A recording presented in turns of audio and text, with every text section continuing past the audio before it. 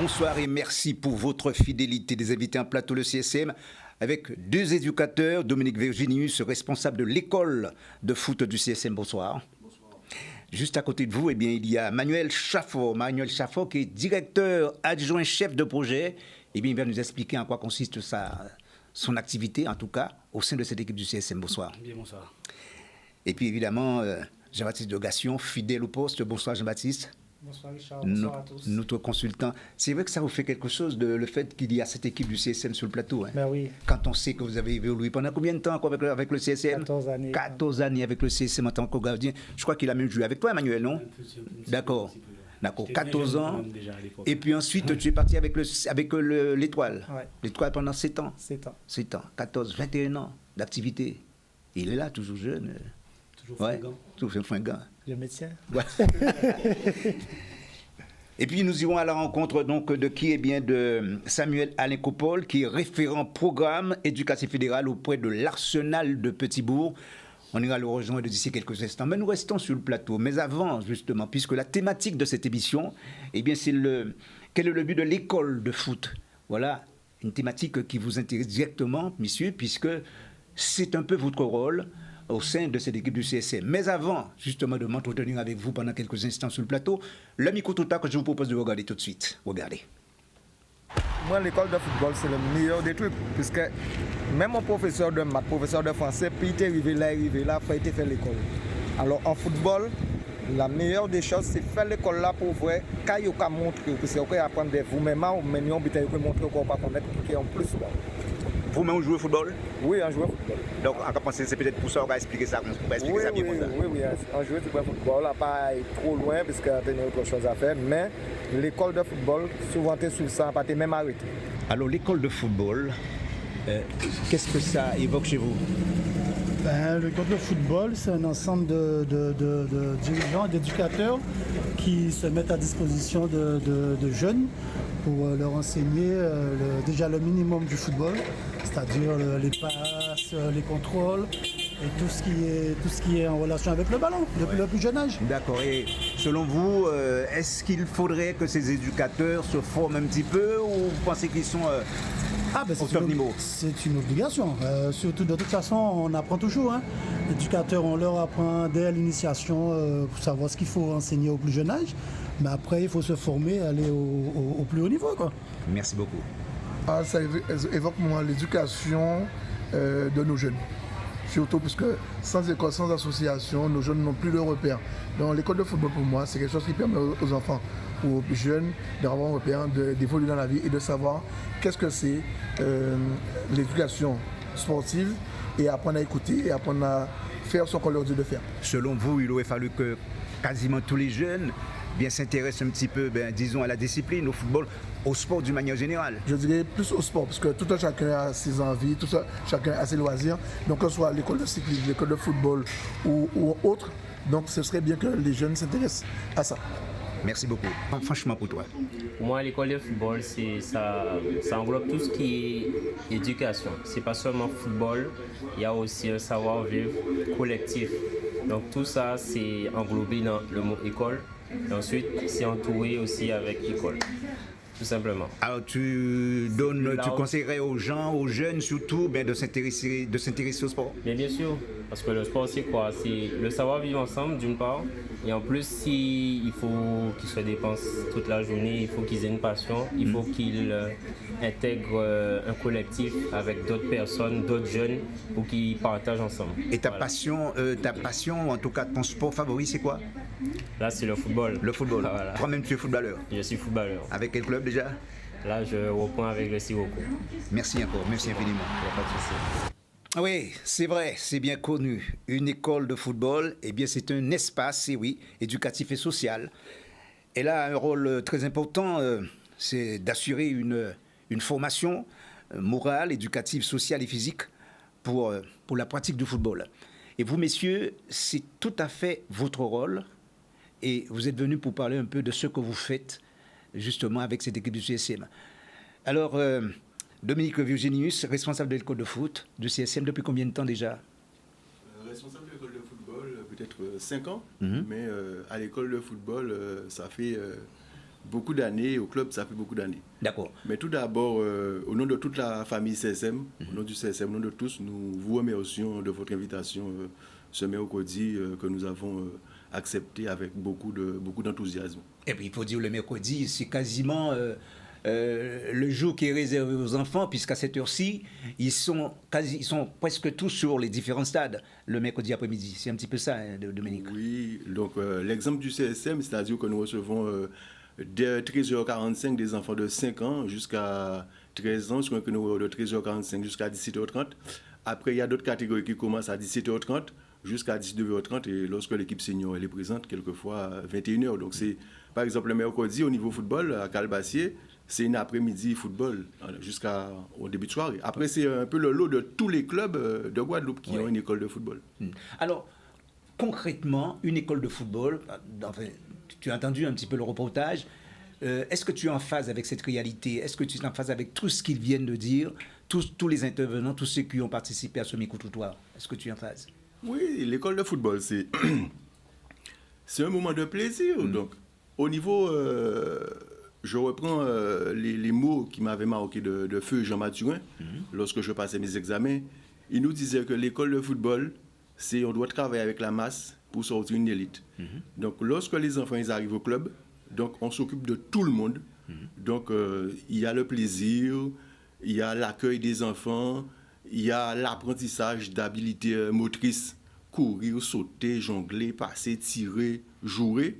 Donc, il y a l'accueil aussi social parce qu'on rencontre des enfants qui sont en difficulté.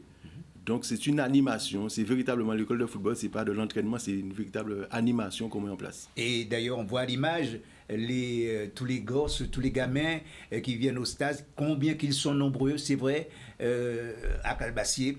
Donc, c'est vraiment une école, et là je m'adresse à Manuel Chafort, une école, ma foi, je dirais, qui est en plein développement. Je ne vais pas utiliser le mot développement, je vais utiliser le mot, je vais dire, dans une continuité. D'accord. Donc, continuité depuis, on a pensé aussi défunt Aliwana. Oui. Et défunt Sully Mariette qui était un joueur, pas défunt, pardon, Jean-Jacques Atterré, mais désolé de Sully, excusez-moi. Oui. Mais Sully Mariette qui était un joueur et entraîneur qui créait justement concept à école à football à CSM. Et ça a remonté. Et Aliwana et d'autres éducateurs continuent de travailler là, ça, que nous avons continué ce jeu-là. Et pour moi, effectivement, en cas mettre le point, surtout si ça des jeunes petits bougadi. Là, si on trouve que le concept de l'école de football, c'est bien correspond à ça nous qu'a fait. Et qu'on dit Dominique, c'est surtout un espace de vie où tout le monde est venu et nous avons servi avec le football pour payer une indication, des valeurs, des symboles, des bits qui permettent dans la vie sociale, dans la vie de tous les jours, de payer des hommes ou des femmes à des mains en pays là. Oui. Parce que là, pour vraiment dire un petit peu à ça aussi dit tout à l'heure là, puisqu'on a parlé de Sully Mariette, on passe à ce qu'on a rappelé de grand monsieur là, ça à l'époque. Entrapé en tant que professeur à l'école, donc oui. Et que c'est Sully le Mariette qui entraîné moi. Voilà, Sully Mariette, c'est une députée qui est en vrai, peut-être je ne suis pas même au courant de ça, mais moi on veut ça, puisque ça fait des années qu'il a commenté des matchs, notamment à Moule. Eh bien, Sully Mariette, qui trouvait à un moment donné, était malade. Il a eu un problème de santé. Il a eu Bernard Pascal qui était sur ce terrain-là. Et il a communiqué par téléphone, plusieurs fois qu'il a envoyé ça. Il a communiqué par téléphone. Et lui, c'est à ce moment-là qu'il a passé des exemples.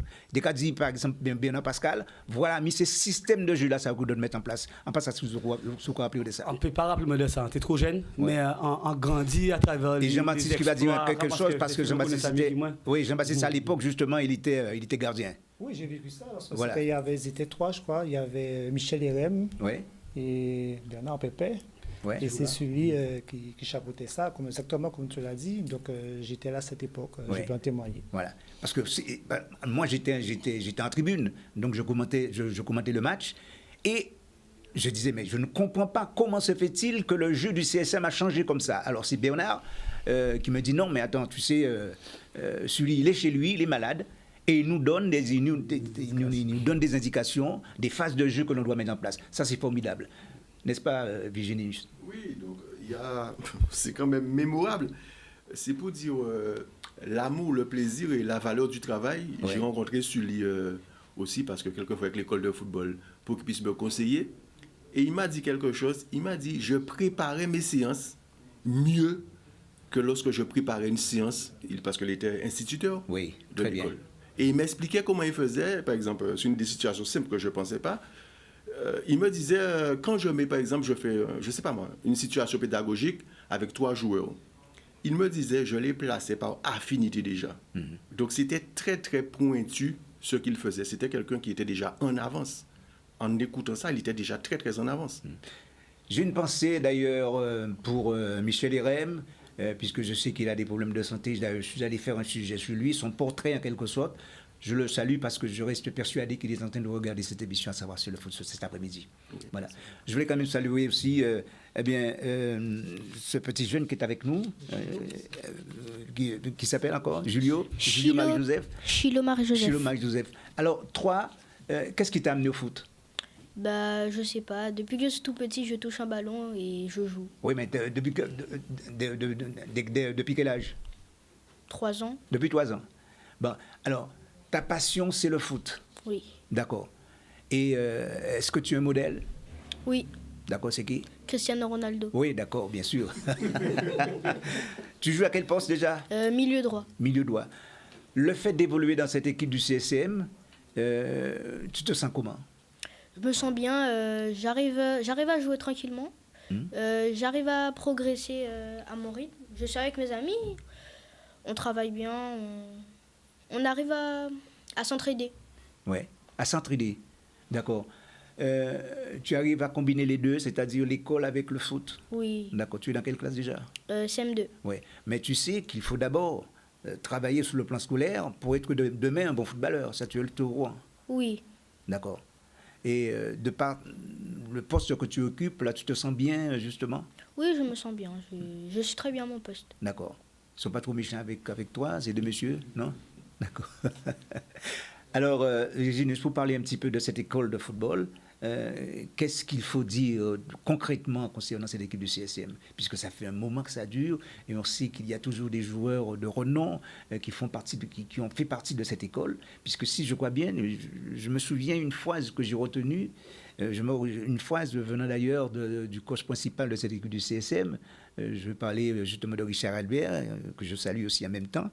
Et lui, il me disait, quasiment tous les joueurs qui font partie d'ailleurs de cette ossature ont fait partie justement de l'école du foot de CSM. Emmanuel peut-être. Oui, c'est un but qui est totalement vrai, puisque le Ogre a des jeux de là. Ouais. Encore l'année là, saison là, nous avons commencé des matchs avec 7 joueurs qui forment au club, 6 joueurs qui forment au club. Et pour nous, c'est comme mon fierté. On sait que nous sommes chauvin, mais sans que des chauvins, mais sans méchanceté. Hein. C'est vrai que nous avons une certaine fierté qui a fait que aussi, nous avons gommé aussi plus que les autres clubs ont pensé. Nous avons l'amour qui a dégagé de ça, parce que là où lever un club là, là où on a porté là, ça aussi un senior, on a pensé à un valet bas, parce que vous faites toutes les écoles, vous montez, et de jouer à dans un nouveau stade aussi que nous avons là, on a pensé que c'est un but qui rend vous quand même fier. Ouais. Fierté aussi pour toi, Dominique? Beaucoup de fierté et aussi bien comprendre l'importance du rôle de l'école de football et aussi dans la vitalité du club. Je me rappelle après le Covid, donc on ne pouvait pas pratiquer avec les restrictions et le président m'appelle, il me dit Dominique, il faut qu'on redémarre. On ne peut pas redémarrer avec les seniors, on ne peut pas redémarrer avec les grands, on va redémarrer avec les petits. Et c'est comme ça que nous avons redémarré après le Covid, avec l'école de football, avec les petits. Et ensuite, il y a une levée des restrictions et les plus grands ont recommencé à travailler. Donc, c'est pour dire le rôle fondamental de l'école de football dans le club même. Dans le club même. Oui. Oui. Donc, après, l'école de football est aussi victime de son succès. Emmanuel parle du nombre de joueurs qui jouent dans l'équipe senior. Pourquoi? Parce que Richard, il le dit tout le temps, parce que quelquefois on est exigeant, on aurait aimé qu'il y ait plus de joueurs qui sortent de l'école de football pour être dans l'équipe première, mais nous explique qu'il ne peut pas. Parce que vu le nombre de joueurs qu'on produit, et il n'y a pas cette production... Il n'y a pas assez de place. Il n'y a pas assez de place. C'est le mot. Donc ça montre quelque part, Même si on dit qu'il faudrait qu'on puisse être plus de joueurs, mais il n'y a pas de place pour Est-ce tout que le le monde. CSM, Manu, je ne sais pas si c'est toi qui vas répondre ou peut-être Dominique, est-ce que le CSM c'est une institution? Quand je parle d'institution, c'est vrai, les tours de joueurs, une équipe qui a remporté le championnat X fois. Bon, alors c'est quoi le CSM aujourd'hui? Pour moi, en qui répond, peut-être avant qui dit quatre institutions, peut-être. En fonction de ça y est, on parle à la FIFA, par Ouais, exemple. oui. Mais Nous, on quand c'est à peut niveau, penser qu'à niveau en nous sommes institutions. Faut nous pas cacher nous. Nous sommes institutions, pourquoi? Parce que nous créons effectivement une école de football qui a produit des hommes et des joueurs, qui a joué aussi en senior, mais c'est des hommes aussi que nous avons produit, comme tu as dit tout à l'heure là. Et pour moi, il y a un rôle là que nous avons joué au moule, surtout. Rôle là que nous avons joué au moule. Tant qu'il y a en insertion, tant qu'il est dans le football lui-même, pour moi, nous venons dans l'institution, clairement. Et on pense que la mairie, les instances dirigeantes, qu'à reconnaître le rôle là, ça que nous dit, et qu'à contribuer aussi à aider nous pour nous mettre en place des actions au niveau du moule même. Jean-Baptiste. Tout à fait, mais ce que pour revenir sur un peu que Dominique disait tout à l'heure, c'est que c'est vrai qu'il n'y a pas de la place pour tous les joueurs. Oui. Mais ce qui est bien, c'est que les autres clubs environnement en profitent de ces joueurs seniors. Oui, parce que les autres clubs, entendons-nous bien, hein, les autres clubs au moule même, Au moule, dans le voilà, dans, voilà. Donc il y a des joueurs, dans les par communes, exemple, voilà, enfin, qui- dans la commune, dans les sections du moule ou Voilà. ailleurs. Voilà, et donc ils s'orientent vers la SM, vers la Dynamo, donc ils en profitent, donc c'est toujours bénéfique pour l'entourage en fait. Ce sont des clubs après des joueurs qui ont du temps de jeu, qui reviennent après. Donc c'est un circuit, c'est positif. En fait. Alors, oui, Manu. Vous pouvez compléter effectivement, si c'est Philippe qui a dit. Effectivement, nous avons l'architecture à football au moule.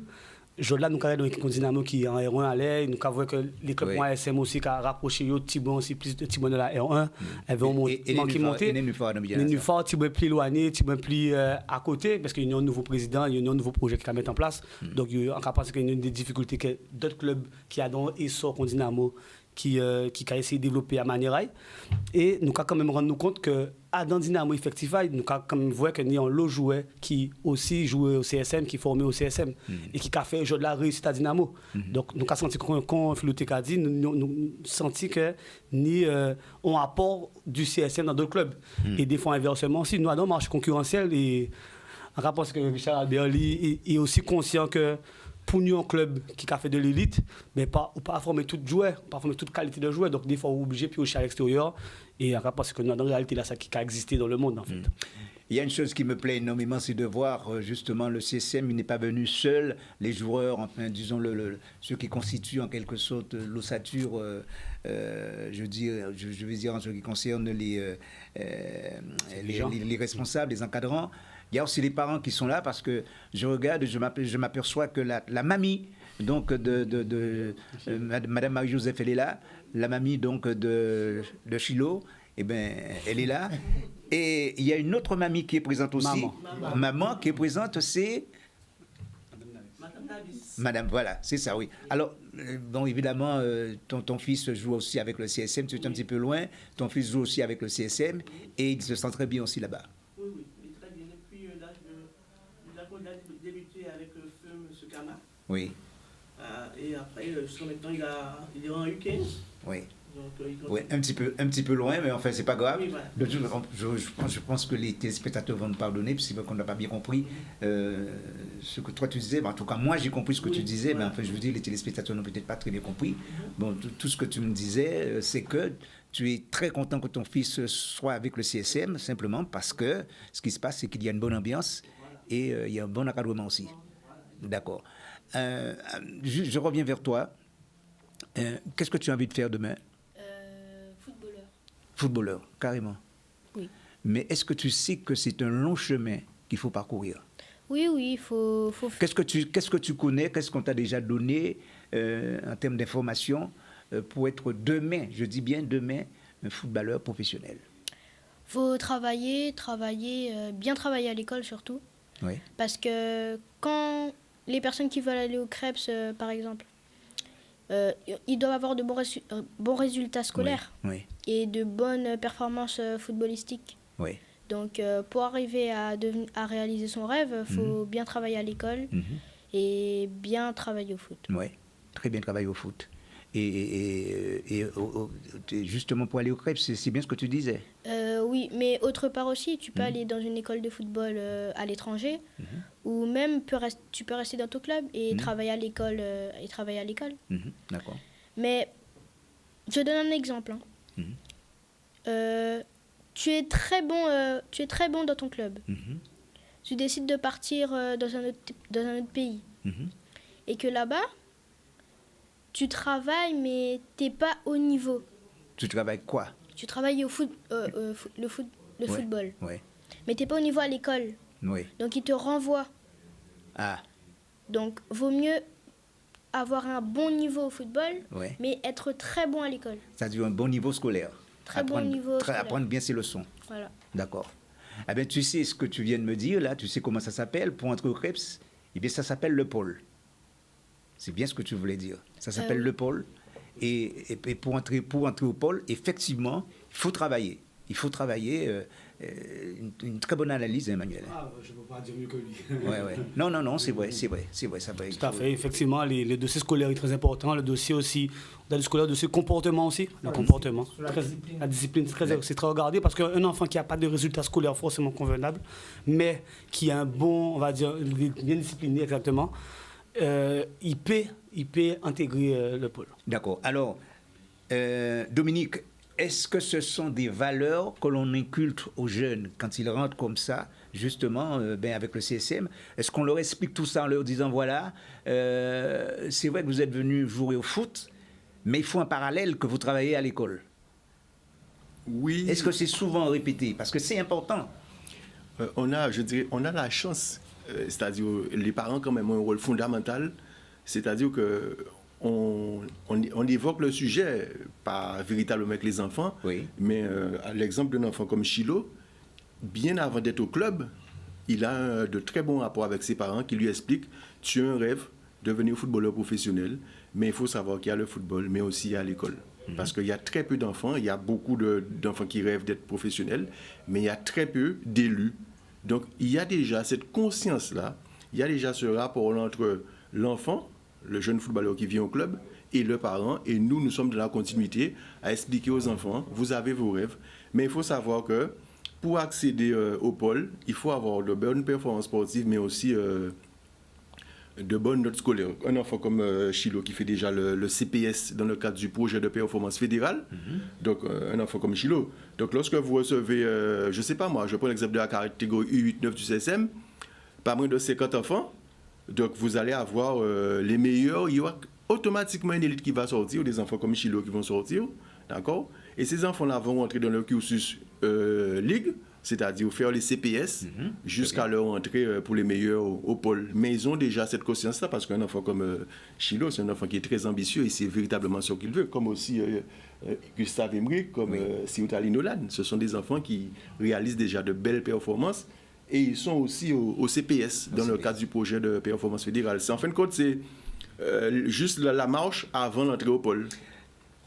C'est un sujet que l'on va aborder d'ici quelques instants, deuxième partie d'émission. Pour l'heure, nous marquons une pause dans cette édition. On se retrouve tout de suite après. À tout de suite. Retour en plateau avec les invités. Quel est le but de l'école de football? C'est la thématique de l'émission de cet après-midi. Nous recevons précisément le CSM. Le CSM est là. Nous avons sur le plateau avec nous Idriss Francietta, 17 ans. Et toi, tu fais partie justement de cette équipe du CSM. Comment dire, tu es U17, tu joues au poste d'ailier droit.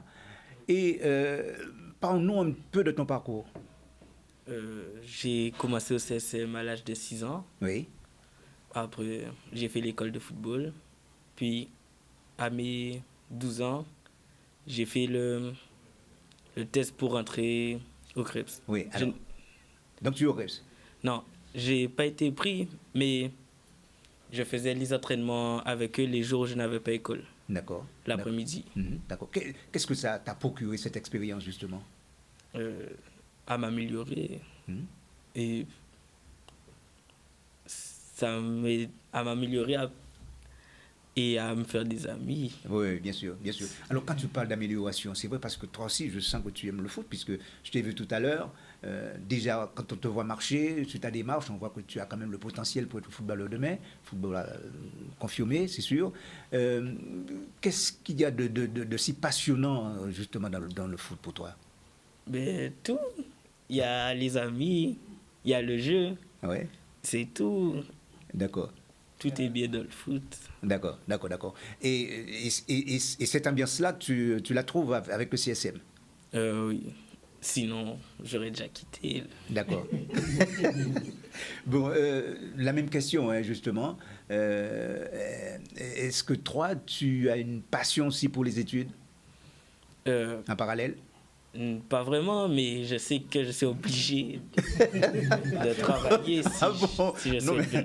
Oui, mais quand tu ne dis pas vraiment, tu as quand même les études, non? Oui, mais enfin, ça ne me passionne pas. Mais je sais que je suis obligé de travailler si un jour je veux devenir pro. Oui, d'accord, très bien. Et c'est ton rêve? Oui. Oui, d'accord. Tu sais que le rêve, c'est le reflet de la réalité. Ça veut dire que si tu prends le football avec passion, peut-être que demain, tu seras un professionnel. J'espère. J'espère. C'est parfait. Encore quelqu'un qui parle très bien de foot que nous allons rencontrer tout de suite. Il est du côté de Petit-Bourg, puisque nous allons être en direct avec Samuel Alécopole. Bonsoir Samuel. Bonsoir. Bonsoir, ravi que tu sois en direct avec nous dans cette émission à savoir sur le foot. Tu es justement avec cette équipe de l'Arsenal de Petit-Bourg. Tu es référent programme éducatif fédéral. On est bien d'accord? C'est bien ça. Oui, alors, dans le détail, c'est quoi quand on est comme ça, quand on est comme toi, référent programme éducatif fédéral? En tant que référent programme éducatif fédéral, notre rôle, c'est un peu au niveau de chaque section, surtout l'école de foot. Oui. Permettre aux gamins d'évoluer à travers son sport, son loisir, sa passion, oui. Mais aussi lui permettre aussi de s'épanouir en tant qu'humain, en tant que futur homme, et donc lui permettre d'acquérir aussi bien la discipline, le goût de l'effort, la passion, voilà, de s'épanouir à travers son sport. On a plusieurs actions qui sont menées, qui sont en étroite ligne directive de la 3F, oui. Qui est de mettre en place le prêt. Donc c'est plaisir, fair play, différents termes qui sont mis en place au niveau du club, oui. Voilà, avec différentes actions qui sont menées sur toutes nos catégories. Voilà. Et ce que je retiens, et c'est très, très important, ce que je vais annoncer à nos amis téléspectateurs, c'est que toi, tu es toujours resté au club de l'Arsenal de Petit-Bourg. Tu as évolué, tu as fait toutes tes classes avec ce club, et maintenant tu es éducateur. C'est ça. J'ai vraiment, mis à part à l'ADEX, que j'ai évolué pendant certains temps, parce qu'au départ, les clubs de Petit-Bourg n'avaient pas vraiment des clubs proches de chez moi, parce que c'était le seul, c'était l'Arsenal, n'avait pas d'école de foot, donc j'ai évolué à l'ADEX pendant un certain moment, et après, je suis passé à Arsenal, et depuis, je n'ai jamais quitté le club. C'est comme on dit, c'est ce qu'on appelle un club de cœur, donc voilà. Alors justement, pour nos amis téléspectateurs, à quoi ça sert l'ADEX? Eh bien, c'est tout simplement l'Agence de développement culturel et sportif de Petit-Bourg. Nous sommes bien d'accord? C'est ça. Oui. D'accord. Alors, ça se passe comment pour toi et surtout pour ce club de l'Arsenal? Je sais que vous avez eu quelques difficultés à un moment donné, difficultés en termes d'effectifs. Et aujourd'hui, quand on regarde un petit peu les résultats, on s'aperçoit que les choses s'améliorent. Justement, moi, j'ai connu justement cette période effectivement très difficile. Oui. Que l'Arsenal a connu en tant que joueur, puisqu'on était descendu en PHR, donc c'était très très bas dans le foot.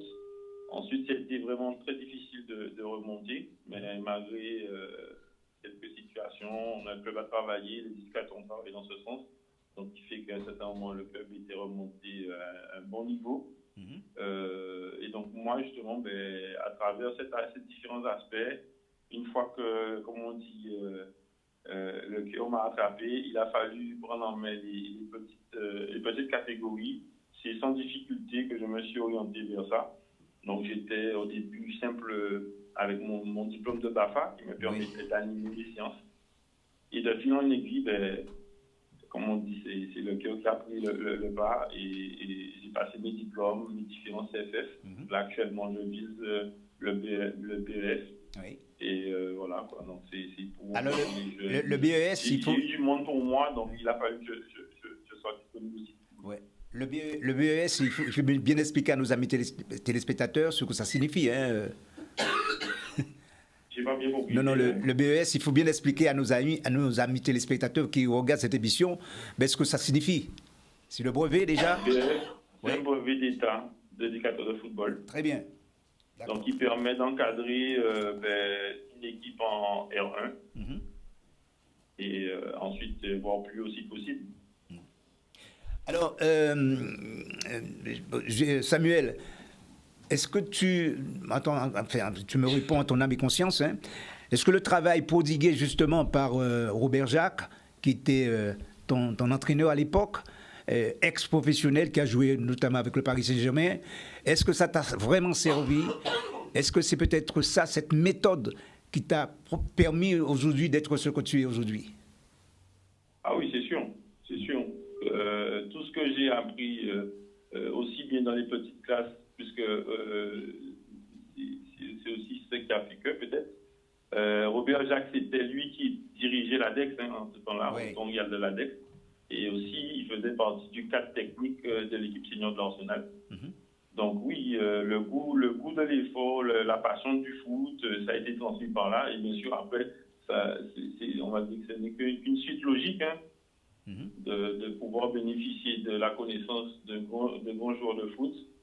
Et ensuite, le reste, c'est la passion qui fait le reste. Et moi, j'ai beaucoup appris de ça. Et c'est un peu ce que j'essaie d'inculquer à nos petits jeunes de 9 ans, puisque j'encadre l'équipe U9, U8, U9 de l'Arsenal, mais aussi l'équipe U16, U17 de l'Arsenal.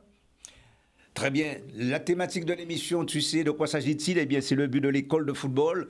Est-ce que c'est une thématique qui est en phase avec ce que toi, tu fais actuellement avec l'Arsenal de Petit-Bourg? Ah oui, tout à fait. Tout à fait. C'est une thématique qui revient en fait à mettre en place un peu ce que je faisais avec mes éducateurs, parce qu'on est plusieurs sous la catégorie 8-9. Le gamin qui arrive et qui évolue en 8-9, il doit d'abord prendre goût, prendre du plaisir pour la pratique, puisqu'à cet âge-là, on ne parle pas de compétition. Ce n'est qu'à partir de 15 ans, on dit qu'on va vraiment rentrer dans l'aspect compétitif. Donc le gamin, on doit vraiment lui inculquer ce plaisir de l'effort, de collectif, de venir s'épanouir à travers un loisir, à travers une passion. Une question de Jean-Baptiste qui, certainement, va t'intéresser. Salut. Tu m'entends? Samuel? Non, très faiblement. Ouais. Et là, c'est bon, c'est mieux? Là, tu entends Jean-Baptiste là? Ouais, je veux savoir maintenant je veux savoir votre effectif en ce moment, tu as combien de gamins à l'école de foot actuellement? À l'école de foot, on doit être facile, près de 60 gamins. C'est pas plus, entre 60 et 80 gamins. Ouais, c'est bien, c'est pas mal. On a 20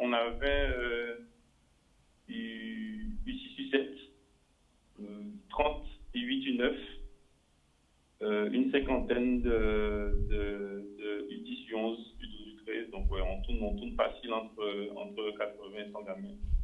Facile. Voilà, eh bien, Samuel, c'est bon Jean-Baptiste? Oui, c'est bon. D'accord. Alors Samuel, merci en tout cas d'avoir été en direct dans cette émission. Est-ce que tu as un conseil peut-être à donner aux jeunes qui écoutent actuellement cette émission, ou qui regardent surtout cette émission en même temps? Oui, moi, le conseil que j'ai à donner aux jeunes, c'est pas forcément de se focaliser, parce que c'est vrai que quand on voit tout ce qui se passe actuellement dans le foot, beaucoup veulent et s'inspirent de ça, mais on vient d'abord pour prendre du plaisir à jouer, pour prendre du plaisir, s'épanouir à travers, comme le petit jeune l'a dit, avec les amis, avec les copains. et puis s'améliorer aussi sur l'aspect technique. Mais surtout aussi de se dire que le foot en soi, effectivement, ce qu'on voit médiatiquement parlant, c'est devenir professionnel de foot. Oui. Mais à travers le foot, il y a plusieurs métiers qui peuvent en décliner.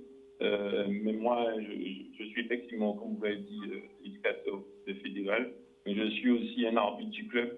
Donc l'aspect arbitre aussi est à développer. Oui. On peut vivre de sa passion, de son sport, à travers plusieurs métiers, éducateur, préparateur physique, voilà. Il y a plusieurs corps de métiers qui peuvent permettre de s'épanouir à travers le foot et pas forcément uniquement le footballeur professionnel. On a des préparateurs physiques professionnels et voilà, qui vivent de leur passion, qui encadrent des jeunes qui ont du talent. Donc voilà. Moi c'est le seul conseil que j'aurais à donner à tous nos jeunes. C'est si vous aimez le foot, si vous êtes passionné de foot, n'hésitez pas à venir et à pratiquer le foot, mais aussi de viser aussi plusieurs aspects. Oui. Eh bien, parfait Samuel, merci. Merci encore d'avoir été en direct dans cette émission. C'est vrai qu'on a appris plein de choses. Et puis on sait qu'il y a un travail considérable qui se fait aussi du côté de Petit-Bourg, tout avec beaucoup de respect pour ce qui se passe du côté du CSM, hein, ça c'est vrai. Et d'ailleurs, si vous êtes sur le plateau ce soir, cet après-midi, c'est parce que je sais qu'il y a un travail de fond qui est fait avec cette équipe du CSM. Vous partagez le point de vue justement de Samuel Coppol, messieurs? Tout à Manuel. fait. Je pense que c'est effectivement toutes les écoles de foot ont le même but, je pense au départ. Et pour nous au CSM, parce que nous pas différents. Après, chaque ville ni spécificité ni gens y des quartiers gens fait, qui permettent aussi peut-être nous de ni beaucoup plus de monde au CSM avec le football. Je pense que la renommée aussi fait aussi certaines choses.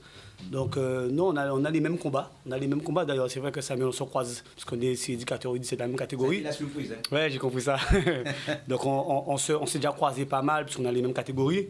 Donc effectivement, on a ce partage-là, on a cet échange-là sur le côté valeur, le côté plaisir, le goût de l'effort. C'est des notions les plus importantes pour nous, en fait, en Guadeloupe.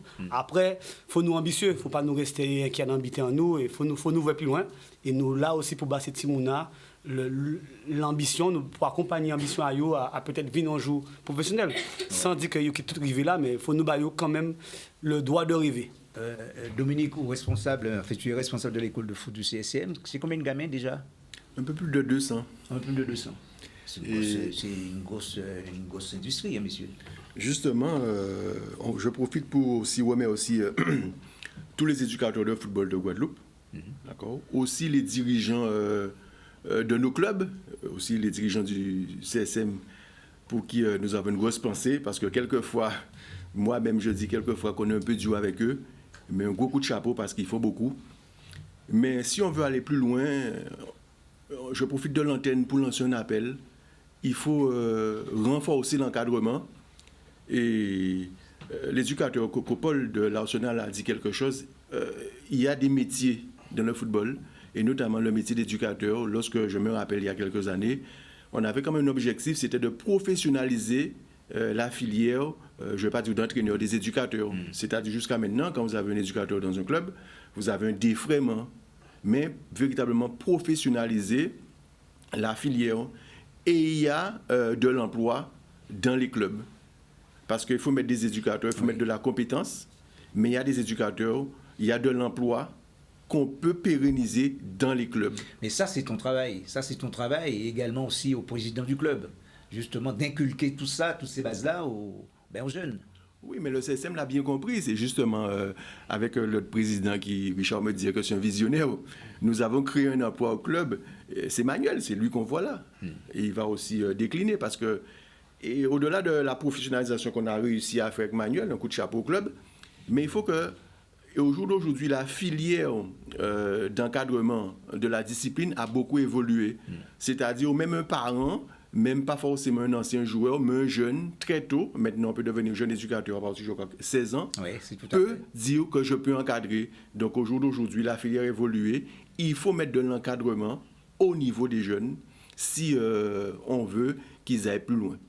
Manuel, alors, dans ce cas, tu déclines vraiment ta vision, hein, parce que j'ai entendu ce qualificatif tout à l'heure. Alors, fais-nous part un petit peu de... Ok, c'est fait bref. Ouais. Effectivement, l'année passée, en tout cas passé BEF en moins. BEF en moins. Donc, c'était la première promotion qui était en Guadeloupe. Donc, c'était un diplôme, donc c'est brevet d'entraîneur de football. Ouais. C'est deuxième échelon à diplôme pour encadrer des seniors, après BMF. Donc, c'est le premier diplôme amateur. Donc, une session l'année passée, ça a fait sur Guyane, Guadeloupe et Martinique. Donc, tu es des candidats des 3 îles. Nous voyageons sur les 3 départements, donc c'est comme ça.